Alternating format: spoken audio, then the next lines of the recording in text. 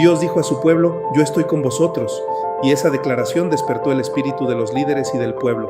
Esto nos enseña que el verdadero avivamiento no es una emoción religiosa, sino que es Dios despertando a su iglesia por medio de su palabra. Bienvenidos a El Último Avivamiento Ahora.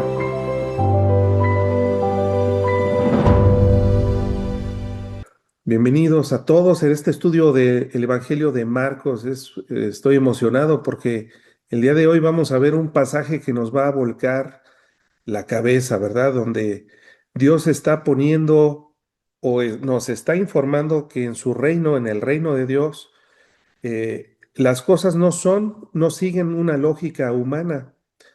El Señor nos va a decir que los primeros serán los últimos serán los primeros. La lógica humana no es la lógica de Dios. La lógica de Dios es una lógica divina, pero contradice completamente a este mundo y la manera como percibimos este mundo. El éxito de una persona hoy en día en nuestra sociedad la medimos por las posesiones que tiene, o su prestigio, o su nivel educativo. Y esos son los que nosotros consideramos primeros, ¿verdad? El rico. Y entre más grande y metros cuadrados tenga su casa, pues es una persona más honorable, más poderosa, más influyente probablemente. Parece que estas personas lo tienen todo bajo su control. Se han vuelto autosuficientes porque solamente basta con sacar su tarjeta de crédito o emitir un cheque y sus problemas son resueltos. Una orden se sigue porque le pagan muchas personas para que se haga de esa manera. Sin embargo, hay un contraste en esta historia que vamos a estudiar hoy. eh, un contraste porque las personas que son humildes, las que consideramos que están al límite de la sociedad, son las personas que Dios ha honrado como que sean las primeras, las personas humildes, las personas que son pobres, las que no dependen y no pueden depender de ellos mismos porque necesitan tantas cosas y ellas han aprendido a ser humildes para poder seguir avanzando. Em, en este pasaje que vamos a estudiar hoy de Marcos capítulo 10 del verso 17 al 31, Dios nos va a demostrar cómo Él es, como evalúa a las personas en esta vida. En su reino, el que parece tenerlo todo puede estar espiritualmente vacío, mientras que quien lo entrega todo por Cristo poseen riquezas eternas, es decir, que no tienen fin. Vamos a ver la primera gran lección. Hay tres grandes lecciones que Jesús nos va a enseñar el día de hoy. Y la primera viene en los primeros 6 versículos de Marcos 10, del 17 al 22.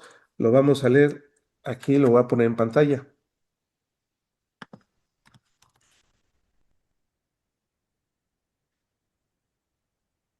Dice así el Evangelio. Al salir, al salir él para seguir su camino, vino uno corriendo e hincando la rodilla delante de él, le preguntó, Maestro bueno, ¿qué haré para heredar la vida eterna? Jesús le dijo, ¿por qué me llamas bueno? No hay bueno sino solo uno, Dios. Los mandamientos sabes, no adulteres, no mates, no hurtes, no digas falso testimonio, no defraudes, honra a tu padre y a tu madre. Él entonces respondiendo le dijo, Maestro, todo esto lo he guardado desde mi juventud. Entonces Jesús, mirándole, le amó y le dijo, una cosa te hace falta. Anda, vende todo lo que tienes y dalo a los pobres, y tendrás tesoro en el cielo, y ven, sígueme tomando tu cruz. Pero él, afligido por esta palabra, se fue triste porque tenía muchas posesiones. Bueno, vamos a analizar el texto. Dice que iba Jesús siguiendo su camino, cuando vino uno corriendo. Se entiende que vino un hombre, ¿verdad? Corriendo que se arrodilló delante de Jesús eh, y le hace una pregunta muy interesante, muy importante. Yo creo que todos nos la hacemos varias veces en varios puntos de nuestra vida. ¿Qué haré para heredar la vida eterna? Esta es una preocupación fundamental sobre la salvación que todas las personas tenemos, pero en el contexto judío de las épocas de Cristo, también era algo que les preocupaba mucho, cómo hacer para heredar la vida eterna. Eh, este hombre tenía ciertamente un entendimiento farisaico o de fariseos acerca de la salvación. Este joven que se había acercado a Jesús, si bien era honesto al hacerle esta pregunta a una persona que era considerado como un gran maestro, como lo era Jesús, eh, le hace una pregunta como si la salvación, o dando por hecho que la salvación se tenía que alcanzar por medio de acciones. Por eso le pregunta, ¿qué haré para alcanzar la vida eterna? Y se lo está haciendo a una persona correcta, pues un rabí, un rabino, un maestro de la palabra, como lo eran los fariseos, pero también como Jesús ya había demostrado tener ese dominio, incluso superioridad sobre los fariseos. Así que esta pregunta es sincera y su preocupación podemos ver que tenía una raíz todavía un poquito más profunda. Era, ¿qué hago? ¿Qué tengo que hacer? Eh, Esa era una preocupación. Yo creo que eso lo tenemos que hacer nosotros también, ¿verdad? ¿Qué hago? O nos han hecho pregunta, ¿qué hago para aspirar o para tener seguridad en mi salvación? Es una pregunta legítima, pero Jesús le responde de una manera muy pedagógica, porque Jesús tenía una agilidad mental. Bueno, Jesús es Dios, sí, pero en ese momento era hablando en forma de hombre, ¿verdad? Él no había sido glorificado, él siendo Dios, no estimó el ser igual a Dios, sino que se encarnó, se humilló a sí mismo haciéndose hombre. Y Jesús estaba en una posición de siervo, y así es como lo ha estado presentando el evangelista Marcos durante todo el evangelio que hemos estado analizando hasta el día de hoy. Pero Jesús le responde con otra pregunta, ¿verdad? Le dice el joven, ¿qué haré para heredar la vida eterna? Y Jesús en su enseñanza le responde con otra pregunta y le dice, ¿por qué me llamas bueno? No hay bueno sino uno, Dios. Y en esta respuesta Jesús no está rechazando su propia bondad, sino que está intentando redirigir la atención o el foco de atención de este joven, no en nadie, sino en el único que debe de ser bueno y que es bueno, que está en el cielo, que es Dios. Obviamente Dios el Padre es bueno, Jesús, por supuesto que Él es Dios. En otras ocasiones del Evangelio de Marcos hemos visto que Jesús recibe adoración como si fuera Dios y se hace llamar Hijo de Dios como si fuera también divino, y en realidad lo es. Pero Jesús no está, Jesús no sabe que el joven ya no sabe que Jesús es el Mesías. De hecho, este joven llegó apreciándolo como un maestro. Entonces Jesús ni siquiera trata de dirigir su atención hacia él mismo, sino dice, ¿por qué amas bueno a mí? Si no, bueno, solo hay uno, y es Dios. Así que Jesús está tratando o está empezándole a dar una lección muy amorosa para el corazón de este joven.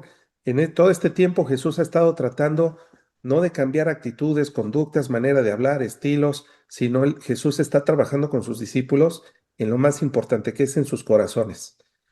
Porque una vez que Dios trate con nuestro corazón, todas las cosas demás van a transformarse de una manera natural. Si Dios cambia primero nuestro corazón, entonces vamos a dejar de hacer cosas que le desagradan a Dios y vamos a empezar a hacer cosas que van acordes a la fe que profesamos.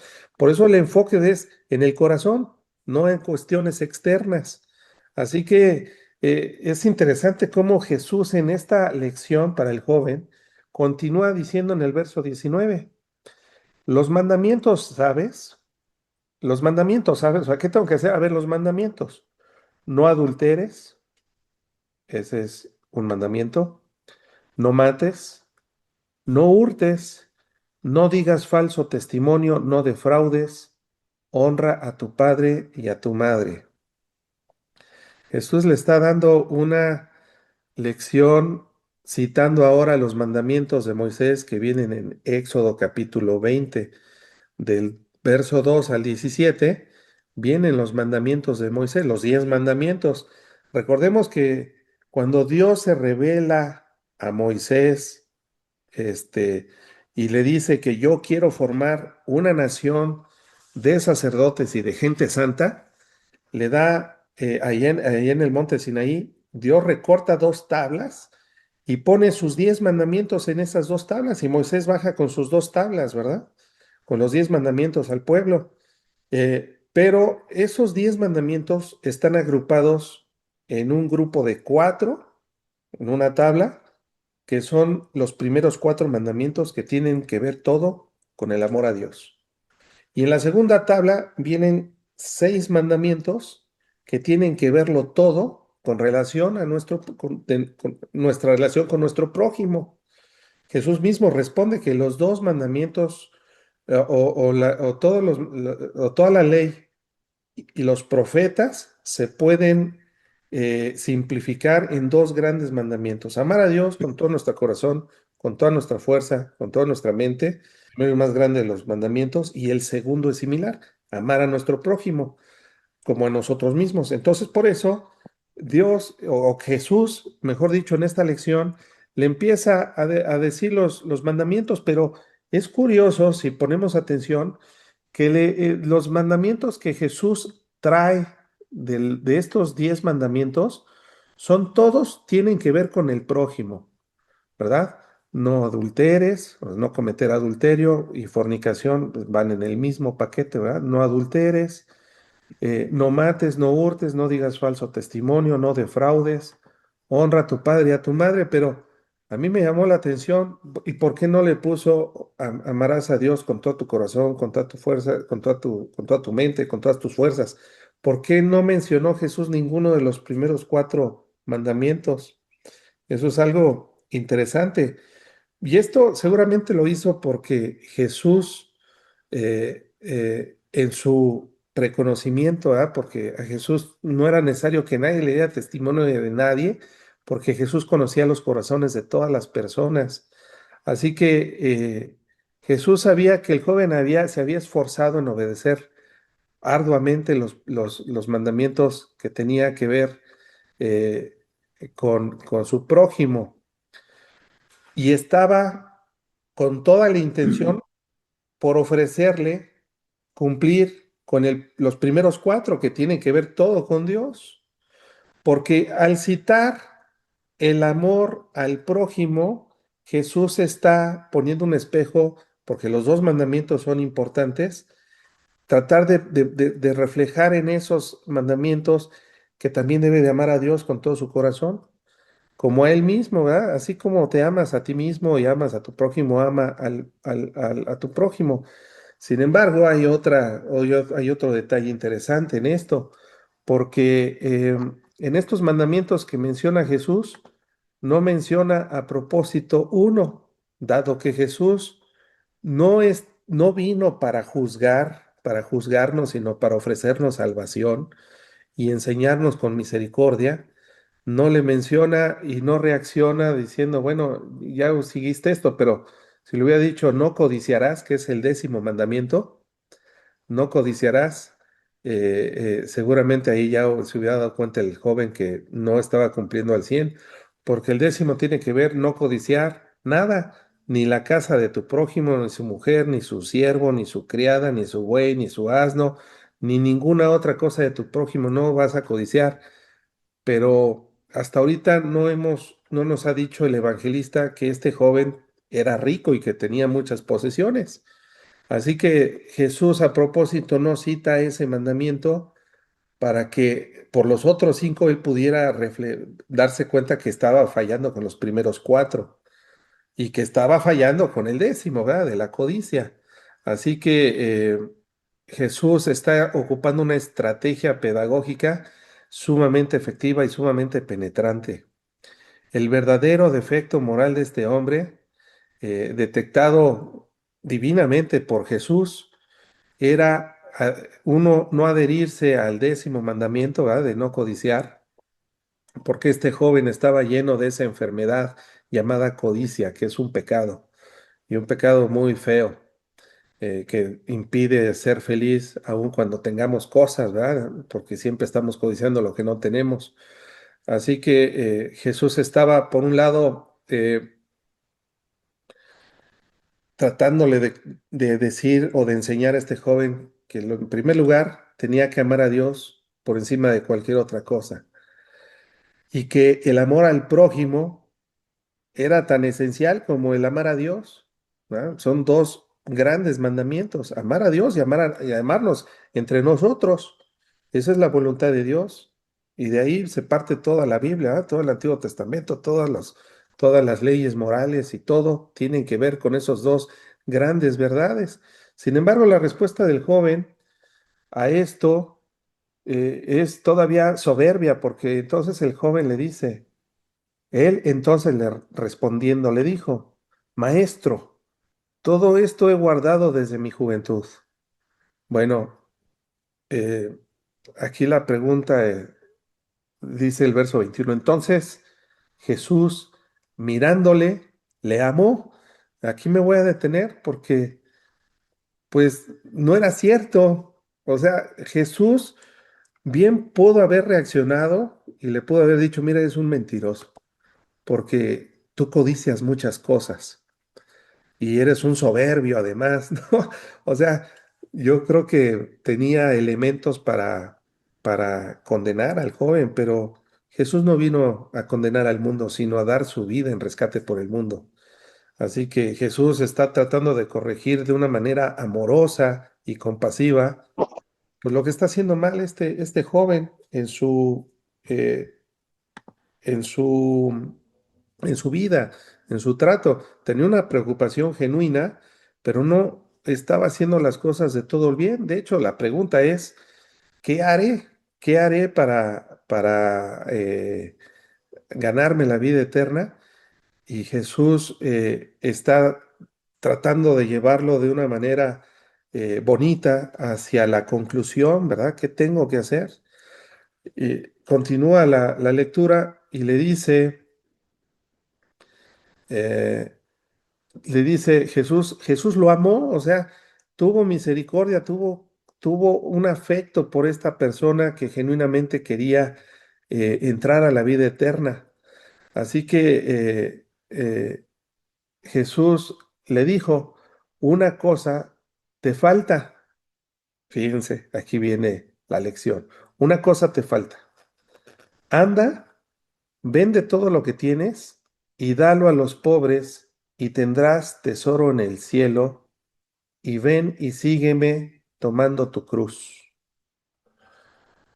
Jesús ya sabía, porque él lo sabía todo, ¿verdad? Porque también Jesús es Dios, y él ya sabía que el gran defecto de este joven era que tenía todo su afecto en los bienes materiales.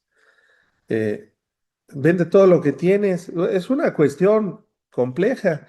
Si nosotros no lo entendemos en su contexto, podríamos nosotros caer en el error de decir, bueno, yo como sí quiero entrar en el reino de los cielos, voy a vender todo lo que tengo y lo voy a dar a los pobres, pero no es eso a lo que se refiere Jesús. Jesús estaba apuntando al corazón de este joven en particular, ¿verdad?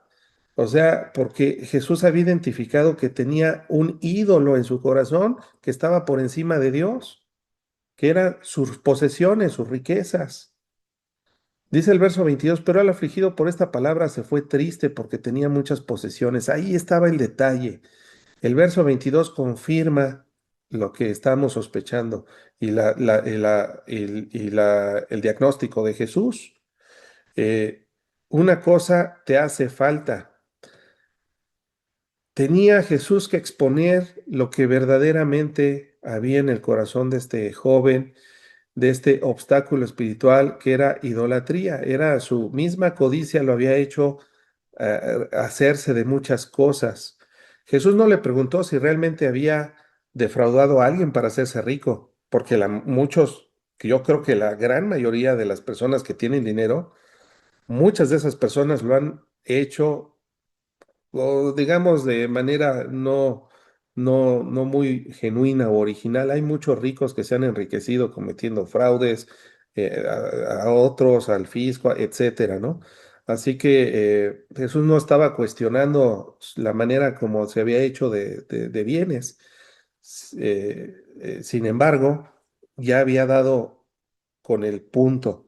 Este joven tenía su seguridad en las cosas materiales. Por eso él había hecho ya mucho dinero, por eso le dijo a Jesús, ya hice muchas cosas, ¿qué más tengo que hacer?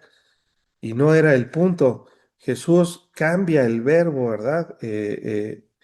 Ya no es hacer, sino ahora pon a Dios en primer lugar en tu vida. Eso era lo que verdaderamente era la cuestión crucial, porque Jesús había dicho, donde está tu tesoro, ahí está tu corazón. ¿Dónde está tu tesoro? Bueno, puede estar en el dinero. Bueno, en este caso lo estaba en el dinero, pero puede estar en un hijo, ¿verdad? O hija. Vamos a recordar de la Biblia otro pasaje, ahí de Génesis, cuando Abraham, que era estéril, y Sara, su mujer, que era estéril, mejor dicho, ella era estéril. Abraham era un hombre que era rico y era rico en gran manera, mucho más yo me imagino que este joven. Tenía muchas posesiones, pero su tristeza era que no tenía un hijo a quien heredarle. Y Dios le pidió, y Dios le había dicho que le iba a dar un heredero y además iba a bendecir, ¿verdad? Con su descendencia a todas las familias de la tierra. Ahí en Génesis 12, versos del 12 en adelante, Dios le hace una promesa, la promesa a Abraham, hace un pacto con Abraham, el pacto abrámico. Génesis 12 se repite en el 15, en el 16, en el 17 de Génesis, en esos capítulos, está constantemente Dios reiterándole sus promesas a Abraham.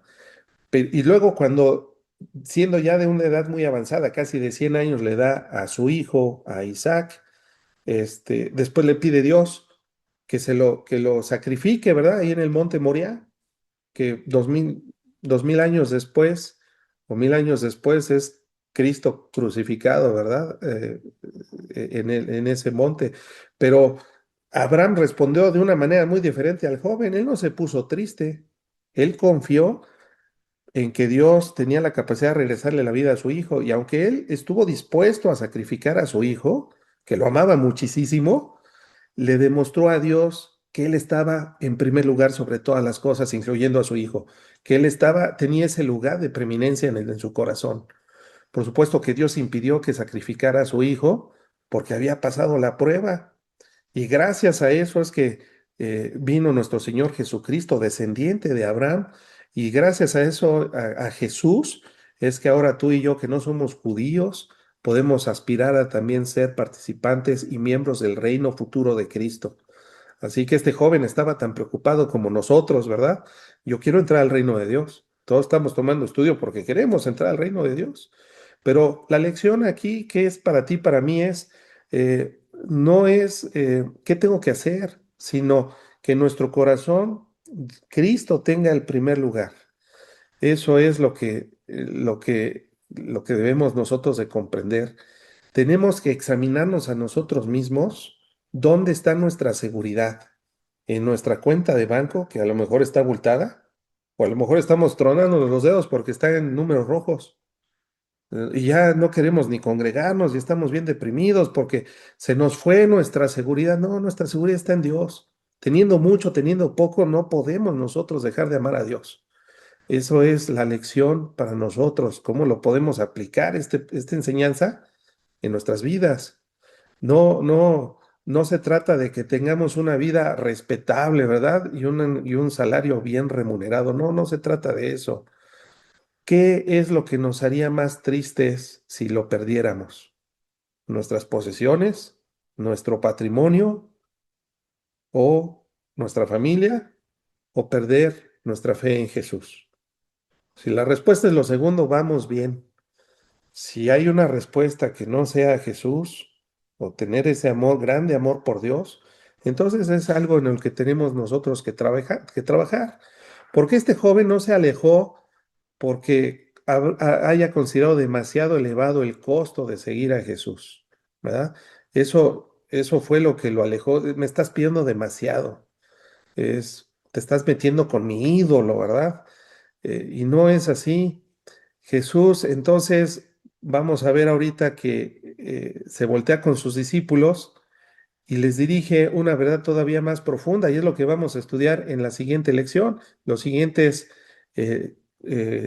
versículos del 23 al 27.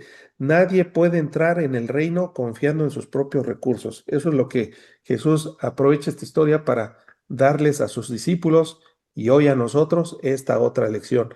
Nadie puede entrar en el reino confiando en sus propios recursos. Dice el verso 23.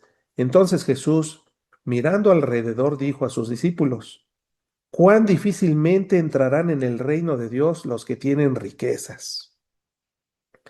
Los discípulos se asombraron de sus palabras, pero Jesús respondiendo volvió a decirles, hijos, cuán difícil le es entrar en el reino de Dios a los que confían en las riquezas. Más fácil es pasar un camello por el ojo de una aguja que entrar un rico en el reino de Dios. Ellos se asombraron aún más, diciendo entre sí, ¿quién pues podrá ser salvo? Entonces Jesús mirándolos dijo, para los hombres es imposible, mas para Dios no, porque todas las cosas son posibles para Dios. A ver, analicemos despacio todo este intercambio de información. Es difícil entrar en el reino a los que tienen riquezas. Difícilmente. ¿Qué tan difícil es? Pues dice que es muy difícil. Y cuando Jesús le responden y se asombran, Jesús, lejos de decir, bueno, exageré un poco. No, no, no. Todavía los eleva, todavía eleva más y afirma más su respuesta. Dice, hijos. Cuán difícil les es entrar en el reino de Dios a los que confían en las riquezas. Noten, hermanos, cómo aquí, y esto casi no se predica en los púlpitos, que aquí hay una palabra, ¿verdad? De confiar. Jesús no está diciendo que los ricos no pueden entrar en el reino. Jesús está especificando. No van a entrar en el reino cualquiera que confía en cualquier otra cosa, llámese riquezas, cualquier otra cosa, pero las riquezas es el ejemplo, ¿verdad? A los que confían en sus riquezas, no. Al reino tenemos que entrar confiando en Jesús. No pongamos nuestra confianza en ninguna otra cosa, ni siquiera en nosotros mismos. Todavía Jesús aquí expone. Más fácil es pasar un camello por el ojo de una aguja que entrar en un rico en el reino de Dios. Y aquí hay una polémica, ¿verdad? Porque muchos dicen, no, es que el ojo de aguja se le llamaba una puerta chiquita que estaba en la entrada de la ciudad. Miren, lo que sea que signifique aguja, ¿verdad? Lo que está diciendo Jesús es imposible. Un camino no puede pasar ni por una puerta chiquita y mucho menos por la aguja, el ojo de una aguja. Es imposible, o sea, no hay manera de que entre alguien al reino de los cielos confiando en cualquier otra cosa que no sea la salvación por medio de la obra de Jesucristo y su evangelio. Es imposible, es imposible. Ellos se asombraron todavía más después de que escucharon esto, ¿verdad? Dice, entonces, ¿quién puede ser salvo? ¿Quién? Jesús puede ser salvo. Y Jesús les contesta todavía para rematar, ¿verdad? Para los hombres es imposible. Aquí ya no dice solamente para los ricos, sino ahora dice Jesús, ahora para los hombres. Ay, hermanos, esto, lejos de irnos animando, nos va bajoneando, ¿verdad? Primero a los ricos, ahora a los que confían en las riquezas. Ahora no solamente son los ricos, sino para los hombres. Es imposible, ¿verdad? Es imposible. Para los hombres es imposible ser salvos. O sea, no hay cosa que nosotros podamos hacer. Es imposible lograr nuestra salvación, ni excavando un búnker, ¿verdad? Para no pasar por la radioactividad cuando venga la Tercera Guerra Mundial, con suficientes alimentos, ni yéndonos de rodillas a la basílica, ¿verdad? No hay nada, es imposible ser salvos por algo que nosotros pudiéramos hacer, porque todos estamos muertos en nuestros pecados y delitos. Jesús nos está dando una lección, bueno, a sus discípulos, pero también ahora a nosotros. Es imposible encontrar la salvación, pero para Dios dice, más para Dios no. Y aquí es donde digo, ay, gracias Señor, porque para ti todas las cosas son posibles. Lo que era imposible para nosotros, ahora nosotros sabemos que fue posible por medio de Dios, porque fue Dios mismo quien envió a Dios, la segunda persona de la Trinidad, a cumplir una misión que era imposible para los hombres, lograr alcanzar su salvación, la vida eterna. Pero por medio de Cristo, ahora ya podemos tener la seguridad, plena seguridad de nuestra salvación. Si alguien nos preguntara a ti o a mí, nos hiciera esta pregunta, ¿quién podrá ser salvo? Seguramente tú y yo contestaríamos como nos educaron, ¿verdad? En nuestras iglesias, nuestros pastores. Pues haz una oración de fe. Señor Jesús, entra en mi corazón y perdona mis pecados. Esa es una oración, se llama la oración que salva, ¿verdad? Pues esa oración no salva a nadie, hermanos. Jesús pudo haber contestado, mira, tienes que recibirme en tu corazón y entonces serás salvo. Jesús no dio una respuesta así. Es más, ni los apóstoles, ni en ninguna parte de la Biblia se nos pide que le pidamos a Jesús que entre en nuestro corazón. Jesús está estableciendo verdades concretas y correctas. La verdad bíblica es que para ser salvo necesitamos comprender el Evangelio, que baje esa enseñanza a nuestro corazón, que produzca fe en que realmente las cosas son así. Y esa fe, si es genuina, va a ser un proceso de transformación en nuestros corazones que nos van a hacer, que va a producir que nuestras acciones cambien. Nuestra conducta cambia porque hubo un cambio en nuestro corazón, porque entró en la palabra de Dios, que escuchamos por nuestros oídos, que la analizamos, que la comprendimos y ahora se ha vuelto una realidad. Si este joven hubiera analizado las palabras de Jesús y a lo mejor hubiera hecho más preguntas un poquito más concretas, Jesús lo hubiera guiado a él al primer mandamiento o al primer bloque de los cuatro mandamientos, amar a Dios con todo nuestro corazón y con toda nuestra fuerza. Y él a lo mejor, habiendo comprendido esto, hubiera dejado de ser una persona codiciosa. No es que tuviera que vender todas sus posesiones, para nada. No se trata de acciones, de cosas que tengamos que hacer, ¿verdad? Se trata de cambios en nuestro corazón, en nuestra manera de percibir. Ahora, es Jesucristo, no hay otro nombre dado a los hombres en quien podamos alcanzar salvación, sino solamente a través de Cristo Jesús, porque Él ya ganó ese juicio. Él ganó un amparo judicial. Tenemos para que nuestros nombres sean beneficiados de este amparo judicial que es no vivir el juicio de Dios para sufrir la ira de Dios, entonces nuestros nombres son inscritos en el libro de la vida por medio de la fe que tenemos en Dios. Para Dios nada es imposible. Jesucristo mismo es Dios. Confiemos en que Él ya ganó las obras y hagamos caso a sus enseñanzas. Si no tomamos es porque tenemos una convicción de que a Dios le desagrada, no porque no querramos que nadie los vea. Si nuestra mirada está puesta en el cielo y no en las cosas que hacemos, entonces cuando viene la verdadera transformación. Realmente yo dudo mucho que una persona pueda decir, ah, tal día yo fui salvo, entró la vida eterna.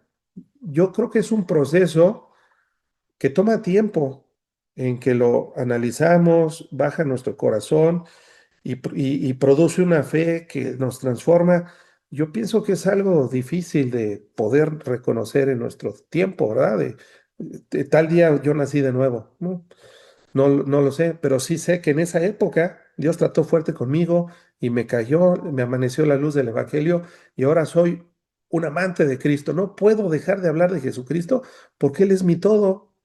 Puedo, a veces hasta somos medio chocantes los cristianos porque no sabemos hablar de otra cosa. Bueno, no hay otra cosa mejor que hablar que de las bondades que hay en Dios por medio de su Evangelio. Así que, por supuesto que podemos hablar de otras cosas, pero siempre como que terminamos en lo mismo, ¿verdad? Pero es eso, porque es algo fuerte en nuestros corazones, como para este joven eran fuertes las riquezas, todas sus posesiones. Así que quitemos cualquier idolatría, cualquier cosa que esté por encima de Dios, inclusive nosotros mismos, ¿verdad?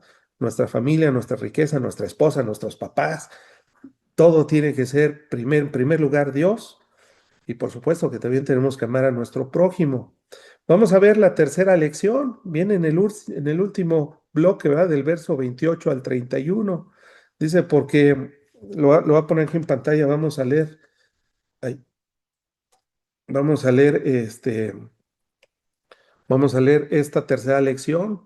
Los postreros serán los primeros cuando Cristo sea el mayor tesoro. Dice entonces Pedro, ahí ya brinca Pedro, ¿verdad? Pedro comenzó a decirle, he aquí nosotros lo hemos dejado todo y te hemos seguido. Pedro estaba tratando de abogar, ¿verdad? Por él y por sus discípulos. A ver, nosotros sí ya dejamos todo y te hemos seguido. Respondió Jesús y dijo, yo creo que lo que quería Pedro era decirle, oye Jesús, pues nosotros ya cumplimos con lo que le dijiste al joven y nosotros sí lo hicimos, ¿verdad? Nosotros ya lo hemos dejado todo y te hemos seguido. ¿Qué hizo Pedro? Mateo, ¿se acuerdan de Mateo cuando Jesús le llama? Este, Mateo, que era cobrador de impuestos, se levanta y deja y su mesa, deja el dinero de los impuestos que estaba cobrando sus listas y se va y sigue a Jesús. Perdió su negocio y su franquicia, ¿verdad? De cobrar impuestos para Roma. Pedro dejó su barca también, ya dejó de pescar y se fue siguiendo a Jesús, porque Jesús le dijo, sígueme y de ahora en adelante serás pescador de hombres. Así que ellos lo habían dejado todo para seguir a Jesús. Ellos, por eso Pedro le dice, nosotros lo dejamos todo y te hemos seguido. Y respondió Jesús y le dijo, de cierto os digo que no hay ninguno que haya dejado casa o hermanos, o hermanas, o padre, o madre, o mujer, o hijos, o tierras, por causa de mí y del Evangelio, que no reciba 100 veces más ahora, en este tiempo, casas, hermanos, hermanas, madres, hijos y tierras, con persecuciones, y en el siglo venidero, la vida eterna. Pero muchos primeros serán postreros y los postreros primeros. Así que Jesús fue muy honesto con sus discípulos, con Pedro y sus discípulos. Dice, ok, ustedes ya lo dejaron todo por seguirme a mí, pero van a recibir 100 veces más ahora, en esta vida, no en el reino eterno, en esta vida van a recibir 100 veces más. Y no se refiere a que van a ser sumamente ricos o prósperos, porque de aquí se agarran muchos predicadores de la prosperidad, ¿verdad? Da $100 ahora para recibir 100 veces $100. No, pues es buen negocio, ¿verdad? Sí le entro. Pero no se refiere a eso, porque Jesús está siendo sincero, porque dice que van a también a tener persecuciones, o sea, van a ser odiados. Todos los verdaderos seguidores de Jesús van a ser odiados. Pero ¿qué crees? Si tuviste que dejar a tu familia porque te desheredaron, porque te convertiste en cristiano, y aquí todos hemos seguido la tradición, la religión tradicional de México que nos inculcaron los españoles cuando nos conquistaron, este, discúlpame, pero yo he decidido seguir a Cristo. No hay otro nombre dado a los hombres en que haya salvación, lo he comprendido. No, ¿sabes qué? Desheredado. Ya no vas a, ya olvídate de que te deje posesiones, dinero, casas o propiedades o mi negocio. Bueno, Jesús dice, va a haber persecución, va a haber sufrimiento para mis seguidores, pero ¿qué crees? A pesar de que ya no tienes a tu familia, a ese papá, a esa mamá, tan severo, ¿qué crees? Así como tú hay muchas personas que lo han dejado todo y están sufriendo por causa del Evangelio y ahora nos convertimos en hermanos. Por eso en las iglesias nos decimos hermanos, ¿verdad? Y ahora cuando llega un hermano a nuestra casa le dices, entra, esta es tu casa, ¿verdad? Así que nos empezamos a formar como una gran familia de la fe que nos une, una herencia, ¿verdad? Común. La sangre de Cristo nos hace hermanos, ya no de sangre humana, sino una sangre todavía más hermosa que es la sangre de nuestro Señor Jesucristo. Eso nos hace amarnos con un amor fraternal, ¿verdad? Con sinceridad de corazón. Y por eso es que a veces entre hermanos, cuando confiamos demasiado, ¿verdad? Y ignoramos que también hay falsos hermanos en las iglesias, es que luego les confiamos, oye, préstame o mira que un negocio y caemos, ¿verdad? Nos convertimos en prácticas, en víctimas de lobos disfrazados de ovejas que se meten a las iglesias a meter división, a defraudar, a conquistar a las hermanitas, ¿verdad? Solteras o hasta las casadas si se dejan. Aguas, hermanos, pero no estamos hablando de eso. Jesús les está diciendo 100 veces más van a tener en esta vida. Mira, ya te dejó de hablar toda tu familia porque te convertiste a Cristo, ¿verdad? Y ahora te dices, yo soy cristiano, evangélico, porque creo en la vida y obra de mi Señor Jesucristo. Oye, pero ¿qué denominación? Bueno, ya si tienes alguna denominación bautista, etcétera, no te juzgo, ¿verdad? No pasa nada. La denominación marca una doctrina específica, ¿no? A la que se sigue y no nos separa de nuestra hermandad en Cristo. Sin embargo,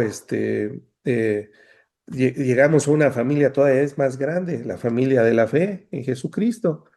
Dice, vas a tener más casas, ¿verdad? Más hermanos, más hermanas, más hijos y tierras, pero también van a venir persecuciones.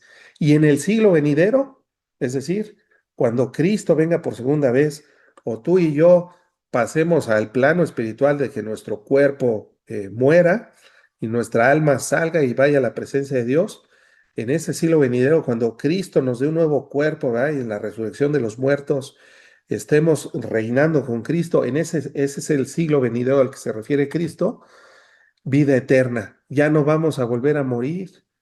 Dice, pero muchos primeros serán postreros y los postreros primeros.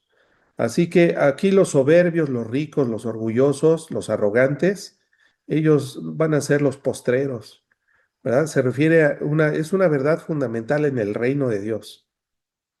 Él está invirtiendo los valores de este mundo.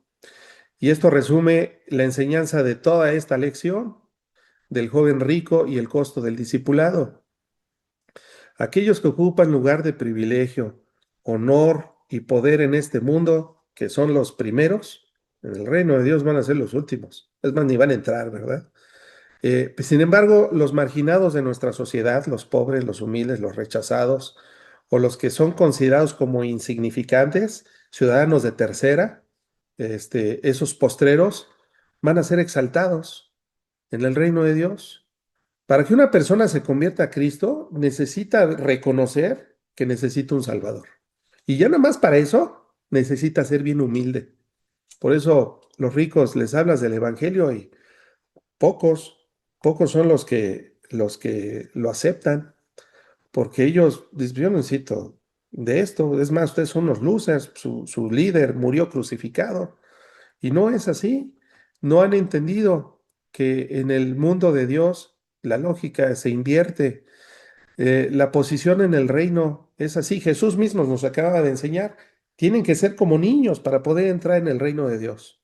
Eso lo vimos la clase pasada y lo voy a subir pronto ya a YouTube como referencia. Pero la pregunta de Jesús es, nosotros ya lo dejamos todos. Sí, van a tener recompensas materiales, pero también van a haber problemas. Problemas en este mundo, pero en el reino venidero vida eterna y riquezas espirituales. En conclusión, amada familia, el joven rico parecía ser uno de los primeros porque había cumplido muchos de los mandamientos de la ley de Moisés. Tenía juventud, tenía moralidad, tenía prestigio, tenía una religión que era la correcta, ¿verdad? La judaica, y tenía muchas posesiones. pero cuando al confrontarse con Cristo, le pidió que se deshiera de todas sus riquezas, eso sí, ya, con eso sí ya no pudo. Se entristeció y se fue. Los discípulos, en cambio, parecían ser los últimos, porque ellos ya habían abandonado toda seguridad para seguir a Jesús y enfrentarían oposición y persecución más adelante, ya pronto, están a meses, ¿verdad?, de que Cristo sea crucificado y ellas tengan que salir huyendo. Eh, pero tenían a Cristo. Estos postreros ahora son los primeros en el reino de Dios. Así que no importa cuántas posesiones tengamos o qué tanto prestigio tengamos, si Cristo no posee nuestro corazón, no poseemos nada. Somos de esos postreros en el reino de Dios. Pero si Cristo está en primer lugar en nuestro corazón, en nuestras prioridades, ¿verdad? Cuando amanecemos, Señor, gracias, Padre, porque me ayudaste a despertar en un nuevo día, ¿verdad? Porque estoy vivo. Esa es lo que Dios busca, que tenga nuestro corazón. Hay personas que tienen muchas riquezas materiales, sí, las hay, y tienen una fe increíble, ¿verdad? Y con esas riquezas hacen grandes donativos y obras, pero no son sus obras los que los van a salvar, sino que ellos han puesto a Dios en primer lugar. Dios no está peleado con las riquezas. De hecho, muchos de los grandes héroes de la Biblia eran personas ricas. David, Salomón, Abraham, este, eran personas que se hicieron de mucho, tenían mucho dinero, pero tenían a Dios en primer lugar dentro de sus prioridades, como el ejemplo que les di de Abraham. Así que no importa que lleguemos al reino eterno o al reino venidero, al siglo venidero, como dijo Jesús, pobres. Mientras lleguemos ricos en las cosas que no perecen, ¿verdad? En buenas obras, pero sobre todo en amor hacia nuestro prójimo y en obediencia a la voluntad de nuestro Señor. El mundo dirá, a lo mejor para muchos, ¿verdad?, que renuncian a a hacer negocios donde puedan hacer mucho dinero por seguir a Cristo y a lo mejor ser maestros o pastores, que hemos escuchado muchos pastores que renunciaron a sus carreras profesionales muy prometedoras con tal de seguir a Cristo. Pero a lo mejor para el mundo esas personas son unos losers, ¿verdad? Son los últimos, los postreros, pero para Dios son los primeros y los más valorados. Así que no tengamos miedo de tener a Cristo como tesoro, aunque esto implique renunciar a negocios jugosos, pero fraudulentos, ¿verdad? Tengamos que renunciar a los placeres del mundo, a las mujeres, a los vicios. No tengamos miedo. Si tenemos a Cristo como prioridad y le somos obedientes, entonces ten la seguridad de que aún en medio de ese sufrimiento, Dios te va a exaltar a ti y a mí y nos va a dar lo que todos los seres humanos queremos, vida eterna. No volver a morir nunca jamás y tener siempre la presencia del Dios Todopoderoso con nosotros. Eso es lo que queremos todos, amén. Así que, amados hermanos, vamos a hacer una oración para terminar con el estudio. Señor Jesús, te damos gracias, Padre, porque tú nos das por medio de tu Evangelio tantas lecciones tan hermosas acerca de lo que tú esperas de nosotros. Tú quieres nuestro corazón, Señor, no quieres nuestro dinero, no quieres otra cosa que no sea nuestro corazón, nuestra obediencia, nuestra rendición a ti. Y también quieres que nos amemos unos a otros, porque estos son los dos grandes mandamientos que tú nos has dado, Señor. Que haya amor entre nosotros. Señor, bendice a mis amados hermanos que estudian la Biblia conmigo todos los días jueves, a los que lo están estudiando, a lo mejor en una grabación que se haya subido a YouTube, que sea esto de bendición y de edificación para toda tu iglesia, Señor, y para quienes ellos deseen compartir. En tu precioso nombre oramos y te damos gracias. Amén. Gracias por haber llegado hasta el final de este estudio. Mi oración es que la palabra de Dios haya bendecido tu vida, fortalecido tu fe y te anime a caminar en obediencia a Cristo. Si este mensaje fue de edificación para ti, te invito a compartirlo con otras personas para que también puedan ser bendecidas por la verdad de la palabra de Dios. Suscríbete al canal, activa las notificaciones y acompáñame en los próximos estudios bíblicos. Que Dios siga despertando nuestro corazón por medio de su palabra. Nos vemos en el próximo estudio.